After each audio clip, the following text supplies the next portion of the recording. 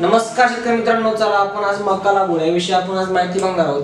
तर मका लागवड किती अंतर असावे, योग्य फवारणी कोणती करावी, योग्य वाणाची निवड कशी करावी आणि खत व्यवस्थापन कसं करावे याविषयी आपण आज माहिती बघणार आहोत। मित्रांनो, व्हिडिओ शेवटपर्यंत बघा। व्हिडिओ बघितल्याशिवाय कोणी स्किप करायचं नाही आणि सबस्क्राइब करायला विसरायचं नाही। मित्रांनो, चला व्हिडिओला सुरुवात करूया। मित्रांनो, आपण बघूया आज मका लागवड करायची म्हणत आपल्या कोणत्या ज्यात आपल्याला मुद्दे बघायचे। मित्रांनो, तुम्हाला सांगितले अंतर, योग्य वाणाची निवड, खत व्यवस्थापन आणि फवारणी। जर तुम्ही 4 मुद्दे जर बघितले मित्रांनो, तर तुमची मका ही सक्सेसफुल होणार। तुम्हाला एकरी एका पॉकेटला म्हणजे एकरी तुम्हाला जवळजवळ 40 क्विंटल प्लस तुम्हाला मका होणार आहे। मित्रांनो, आता काही शेतकरी असे असतील की ते 40 क्विंटल मका काढत असतील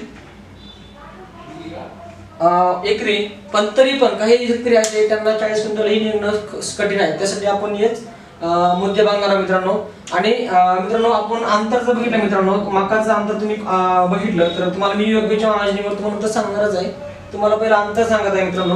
तुम्हाला अंतर सांगायचं म्हणलं तर पहिलं तुम्हाला 1.5 बाय अर्ध्यावर तुम्हाला लागवड करायची नाही। चाललं तुम्हाला लागवड करता आली, तुम्हाला डुबं जर हाणायचं असेल मित्रांनो, तुम्हाला काय 2 बाय 1.5 वर लागवड करायची, सर 2 बाय अर्ध्यावर लागवड करायची मित्रांनो। हे 1.5 बाय अर्धा आणि 2 बाय अर्धा लागवड करायची मित्रांनो। ह्याचं अंतर जर अर्धा फूट ठेवलं, समजा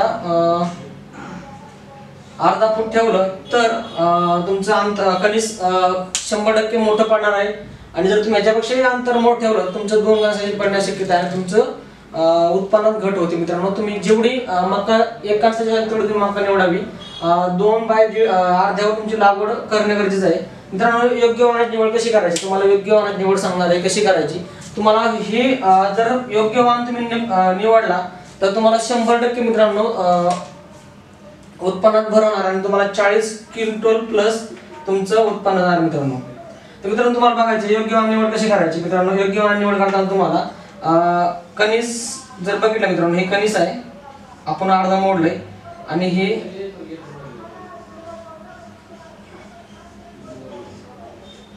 1 2 3 4 5 6 7 8 9 10 11 12 13 14 15 16 17 आणि 18।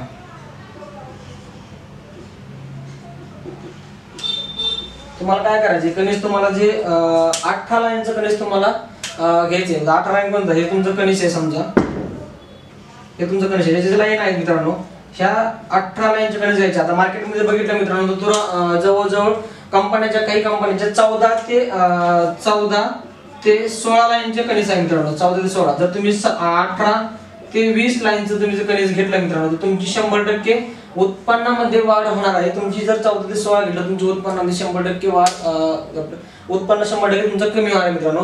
तर तुम्हाला निवडताना काय निवडायचं, योग्य निवड तुम्हाला जवळजवळ 18 लाईन तुम्हाला कणीस घ्यायचे मित्रांनो।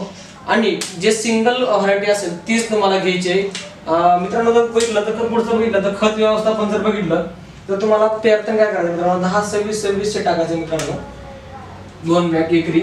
आणि त्यानंतर तुम्हाला 35 ते 40 तुम्हाला जॅक प्लस 10 किलोची बॅग टाकायची, झिंक आणि सल्फर। आणि मित्रांनो, पुढचं जर आपण बघितलं, पुढचे जर फवारणीचं जर नियोजन बघितलं तर फवारणी नियोजन मित्रांनो, तुम्हाला फवारणी करताना मॅक्लेम नावाचं तुमची पहिली फवारणी असेल अळीसाठी। मॅक्लेम नावाचं तुम्हाला अळीसाठी औषध घ्यायचं आहे। तुमच्या जवळच्या कृषी सेवा केंद्रामध्ये मॅक्लेम या नावाचं तुमचं जे अळीचं औषध तुम्हाला 100% कोणत्याही दुकानामध्ये अवेलेबल भेटेल, जवळच्या कृषी सेवामध्ये तुम्हाला ती पहिला फवारणी घ्यायची आहे।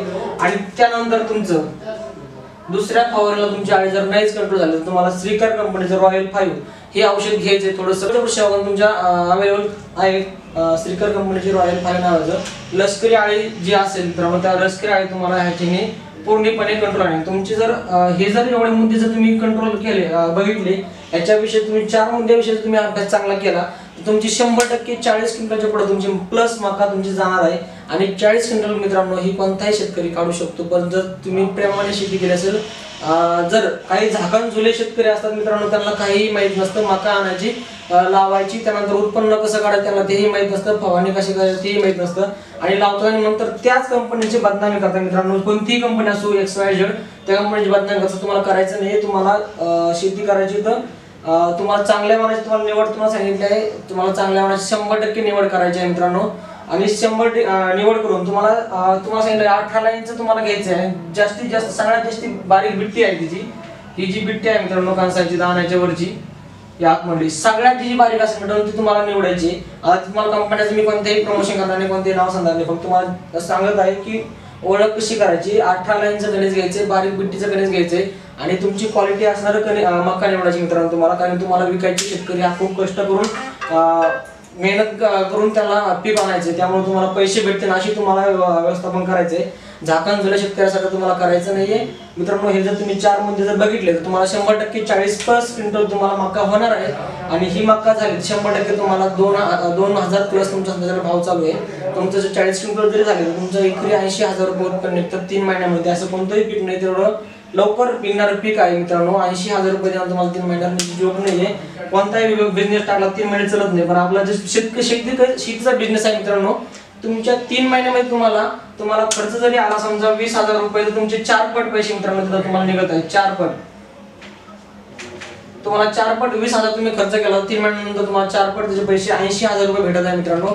अशी कोणताही बिझनेस नाही आणि शेती हा बिझनेस एक आहे तुम्हाला 4 पट का 10 पट तुम्हाला पैसे देणारा बिझनेस आहे मित्रांनो. आणि हे 4-5 मध्ये बघा फवारणी करा. इथं आपला नंबर आहे मित्रांनो, तुम्ही नंबर घेऊ शकता 95 27 46 78 52 हा नंबर आहे. ह्या नंबरवर तुम्ही कधीही फोन करा, निम्म्या रात्री फोन करा, तुम्हाला माहिती भेटून जाईल मित्रांनो. व्हिडिओ आवडला असेल तर लाईक शेअर सबस्क्राईब करा आणि शेअर करायला विसरू नका मित्रांनो. धन्यवाद.